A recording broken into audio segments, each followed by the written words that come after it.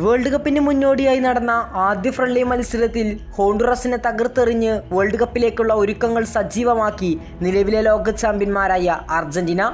ഏകപക്ഷീയമായ 2 ഗോളുകൾക്കാണ് അർജന്റീന ഹോണ്ടുറസിനെ പരാജയപ്പെടുത്തിയത്.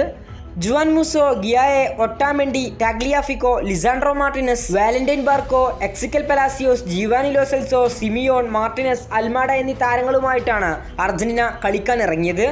മത്സരത്തിന്റെ ആദ്യ പകുതിയിൽ തന്നെ പെനാൽറ്റിയിലൂടെ ലൗത്തോറോ മാർട്ടിനസ് ആണ് അർജന്റീനക്ക് ലീഡ് സമ്മാനിച്ചത്.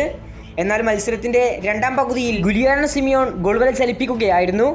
അതിനുശേഷവും ഒരുപാട് അവസരങ്ങൾ അർജന്റീനയ്ക്ക് ലഭിച്ചെങ്കിലും ടാർഗറ്റിലേക്ക് എത്തിക്കാൻ സാധിച്ചില്ല. മിന്നും പ്രകടനമാണ് അർജന്റീനയുടെ ഭാഗത്ത് നിന്ന് ഇന്ന് കാണാൻ സാധിച്ചത്. ഒരു അഗ്രസീവ് പ്ലേ ആണ്. 4 യെല്ലോ കാർഡുകളാണ് അർജന്റീൻ താരങ്ങൾ ഇന്ന് വാങ്ങിക്കൂട്ടിയത്.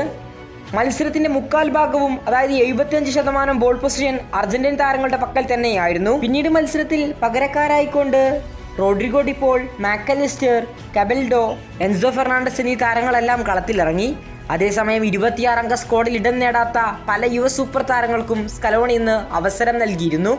ഇനി 10-ാം തീയതി ഐസ്ലാൻഡിനെതിരെയാണ് അർജന്റീനയുടെ അടുത്ത ഫ്രണ്ട്ലി മത്സരം. ഈ മത്സരത്തിൽ സൂപ്പർ താരമായ ലിയോ മെസ്സി കളിക്കുമെന്നാണ് റിപ്പോർട്ടുകൾ സൂചിപ്പിക്കുന്നത്. ഏതായാലും വേൾഡ് കപ്പിന് മുന്നേയുള്ള ആദ്യ ഫ്രണ്ട്ലി മത്സരം അർജന്റീന 2 ഗോളുകൾക്ക് ഹോണ്ടുറസിനെ പരാജയപ്പെടുത്തിയിരിക്കുകയാണ്.